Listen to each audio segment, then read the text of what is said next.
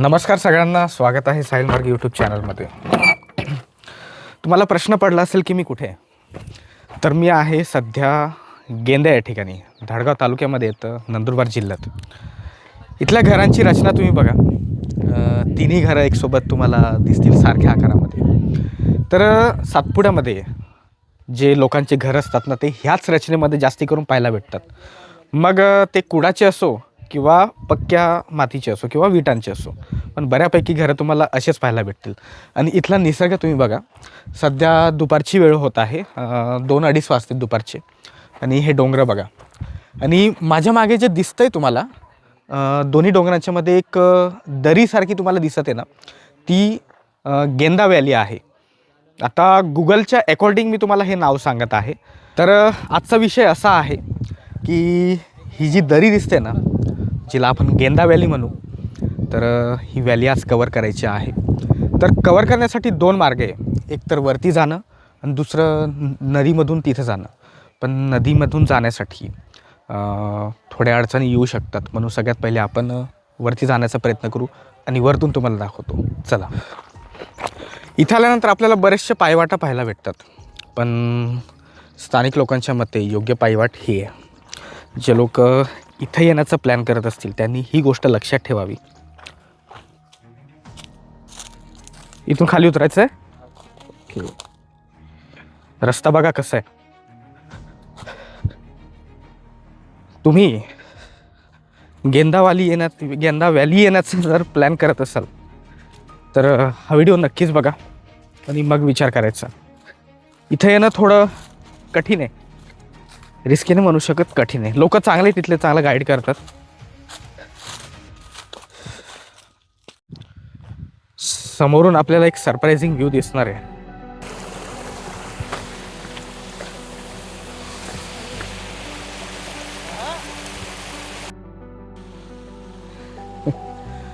सातपुड्याची गेंदा व्हॅली तुम्ही बघा.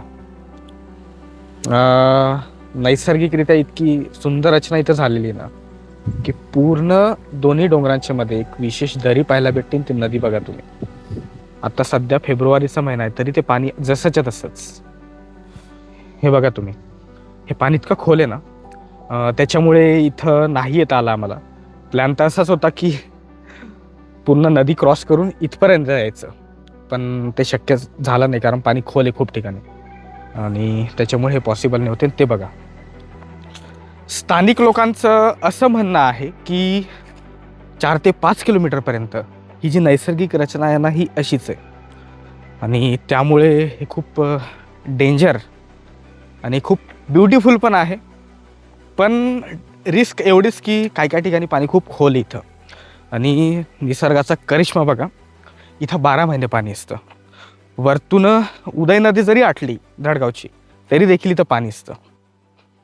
पाणी किती हिरवं आहे बघा. कदाचित ते साचलेलं पाणी असेल, पण इथं नैसर्गिक खूप जास्त स्रोत आहेत, त्यामुळे पाणी इथं आटत नाही. मी अगोदरच बोललो तुम्हाला. आणि हे थेट असं नागमोडी वळण आहे बघा. पुढचं पुढे घेऊन चालतो तुम्हाला, इथून दाखवतो की कसं दिसतं ते. ह्या जागेचं विशेषता अशी ना की इथं गरम पाण्याचे देखील झरे आहेत आणि त्यामुळे इथल्या जागेला एक डिफरंट स्पेशालिटी आलेली असते. इथं आल्यानंतर तुम्हाला सागाची झाडं जास्त पाहायला भेटतील. आणि हे पानझडी वन आहे, तर त्यामुळे खूप लवकर पानं पडतात झाडांची इथून. नाही, जंगली प्राणी वगैरे राहतात का? कोणते? वाघ राहतो, हा. सगळं राहतो इकडं.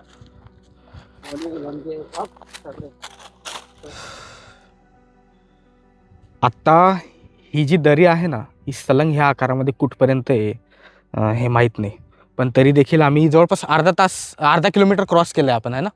तिथपर्यंत अर्धा किलोमीटरपर्यंत आम्ही ही दरी क्रॉस केली आहे. आणि पूर्ण तुम्हाला हिरवं निळच पाणी पाहायला भेटतं इथं. जबरदस्त खोल आहे. किती लांब आहे रे दादा? आहे तिथपर्यंत आहे. म्हणजे जवळपास हे 3 ते 4 किलोमीटर होऊन जात असेल, है ना. ते जंगल आहे ना हां हां हां हां. पर्यंत असंही आहे.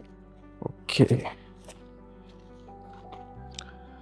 मी नेहमीच सातपुड्याच्या अशा गोष्टी तुम्हाला दाखवण्याचा प्रयत्न करतो ज्या तुम्ही कदाचितच पाहिल्या असाल. आणि हे ठिकाण देखील तसंच काहीतरी आहे. ह्या दरीची सुरुवात त्या डोंगरापासून होते आणि इथून ह्याला एक विशेष असा आकार प्राप्त होतो. लगभग जर बघायला गेलं ना तर सुरुवातीला 4 किलोमीटर वाटलं होतं, पण हे 3 किलोमीटरचं अंतर असेल.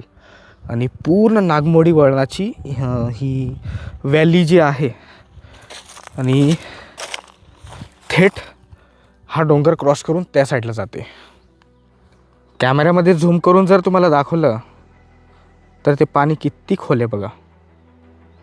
मासे वगैरे राहतात त्याच्यात, लय मासे मोठे मोठे मासे आहेत ना. हा. गोड पाणी आहे ना यार त्याच्यामुळे. इथं एकंदरीत जर बघायला गेलं ना तर स्थानिक लोकच इथं राहतात. बाकी ही जागा खूप अमानवी आहे. आणि वरती मला एक घर पण दिसलं. दादा बोलला की वरती घर आहेच. नैसर्गिक रचना इतकी सुंदर आहे इथं तर काय सांगू. पण इथं येण्यासाठी ट्रेंड लोक पाहिजे, अदरवाईज इथले स्थानिक लोक पाहिजे. आमच्यासारख्या लोकांचं इथं काम नाही आहे. आम्ही फक्त व्हिडिओ बनवण्याचं काम करतो. पण हे जे ट्रेकिंग वगैरे करणं हे आपल्याला नाही जमत यार. म्हणून खाली गेलो नाही. कारण खाली जर गेलो तर सगळ्यात मोठं चॅलेंज आहे खोल पाणी आणि थंडगार पाणी विशेषतः. ह्या दरीच्या बिलकुल शेजारीच आपल्याला अशी छोटीशी पायवाट पाहायला भेटते. आणि ह्या पायवाटेमार्फतच आपल्याला ह्या ज्या दरीचा जो नजारा आहे तो पाहायला भेटू शकतो. अदरवाईज खाली उतरण्याचा रिस्क एकदम कोणी घेऊ नका, कारण खाली उतरणं खूप रिस्की असू शकतं. ह्या पूर्ण व्हॅलीचा सगळ्यात खतरनाक आणि ॲट्रॅक्टिव्ह भाग मला ना हाच वाटला इथला. जेव्हा व्हॅलीची सुरुवात होते तेव्हा हा भाग आहे आणि पाणी खूप खोल आहे बरं का. इथं जबरदस्त खोल पाणी आहे. एखादं डुबलं तर म्हणजे कामच आहे यार. इथं येण्याचा प्रयत्न जर तुम्ही करत असाल तर सगळ्यात पहिले सांगतो की अशा ठिकाणी येणं खूप रिस्की असू शकतं. तरी देखील तुम्हाला इथं यायचं आहे ना तर तुम्हाला धडगाव यावं लागेल. धडगाववरून तुम्हाला वडफळीचा रस्ता पकडायचा आहे. वडफळीवरून तुम्हाला गेंदा यायचा आहे बिलगावचा रस्ता पकडून. आणि गेंद्यामध्ये प्रवेश केल्यानंतरच हे ठिकाण आहे. ते जबरदस्त डोंगर आणि त्यांच्या बिलकुल पायथ्याशी ही दरी आणि त्या दरीमध्ये असलेलं हिरवगार पाणी आणि हा ओसाड पडलेला निसर्ग. इथला निसर्ग सुकलेला जरी तुम्हाला वाटत असला तरी एक गोष्ट लक्षात ठेवा की हे पानझडी वन आहे आणि बऱ्यापैकी जंगल आहे बरं का. इथं सागाचे झाड आहेत चांगले. इथं फक्त चिमण्यांचा आणि नदीतून वाहणाऱ्या पाण्याचाच मला आवाज येतोय. बाकी कोणाचाच आवाज मला ऐकायला येत नाही. इतकी शांतता इथं आहे. आणि सांगायला गेलं तर माणसं खूप कमी. निसर्गाचं खूप सुंदर रूप इथं पाहायला भेटतं. पण जितकं सुंदर तितकं डेंजर. इथं येणं रिस्की असू शकतं. स्थानिक लोकांच्या मदतीनेच तुम्ही या, कारण खाली जर पाय घसरून पडलं तर दरी खूप खोल आहे आणि त्याच्यामध्ये जे पाणी आहे ते देखील खूप खोल आहे. म्हणून अशा ठिकाणी येण्यासाठी खूप काळजी घ्यावी लागते. तुम्ही जर येण्याचा प्लॅन करत असाल तर ह्या गोष्टीची नक्कीच काळजी घ्या. समोरचा सीन तुम्ही बघा.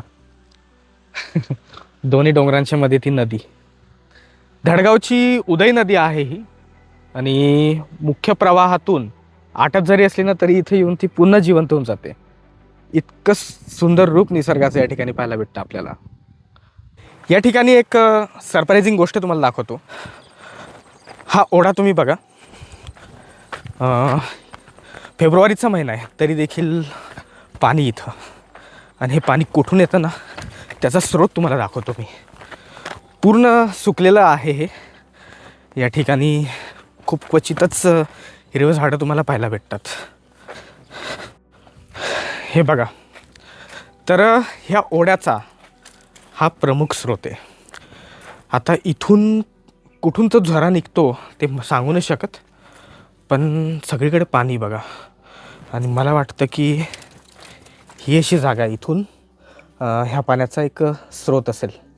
पाणी पित असतील यार कदाचित, पण माहीत नाही.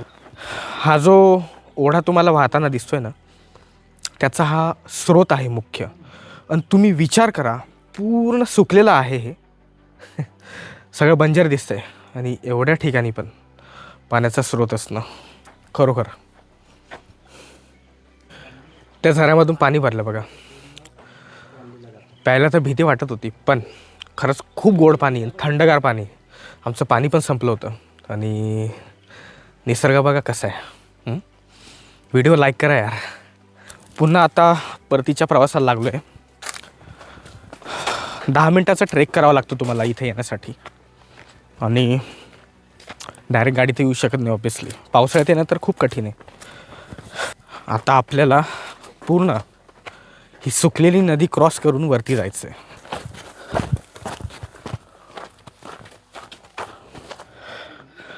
आपण वरतून गेलो होतो ही कडा पकडून आणि या सुकलेल्या नदीतून इथं आलो आहे.